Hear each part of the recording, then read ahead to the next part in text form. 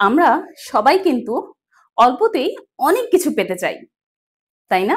সবার মাঝেই কিন্তু আমাদের এই গুণটা কিন্তু থাকে যে অল্পতেই আমরা অনেক কিছু পেয়ে যাব।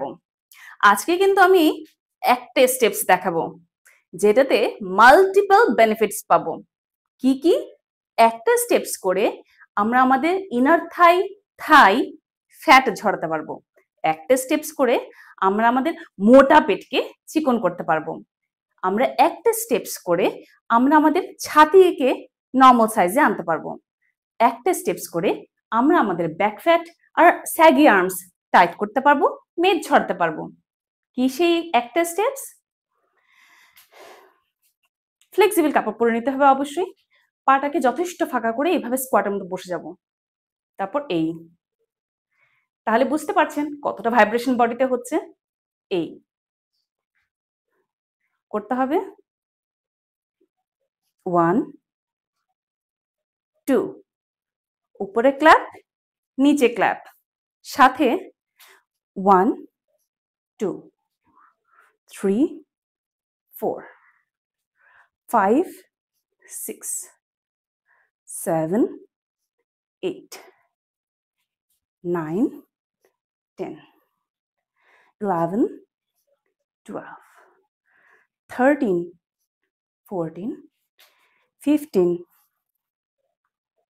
আবার বলছি, স্টেপসটা একটু মন দিয়ে খেয়াল করুন।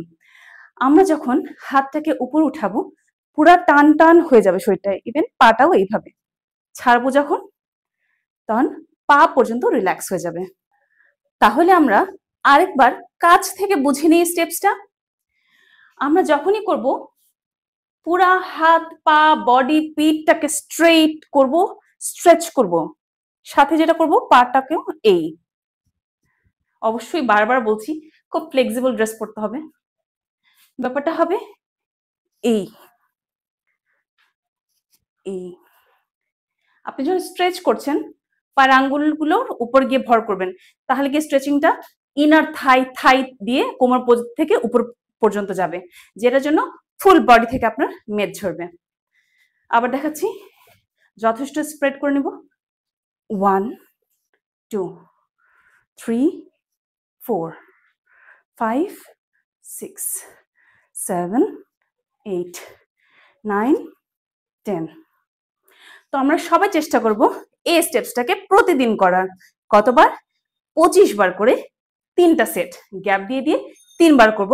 আর আমরা দেখব আমরা কে কত ওজন কমাতে পারলাম, শরীর থেকে মেদ ঝরাতে পারলাম, আর্মস, বেলি, ইনার থাই, ব্যাক, কত মেদ কত জায়গা থেকে ঝরাতে পারলাম।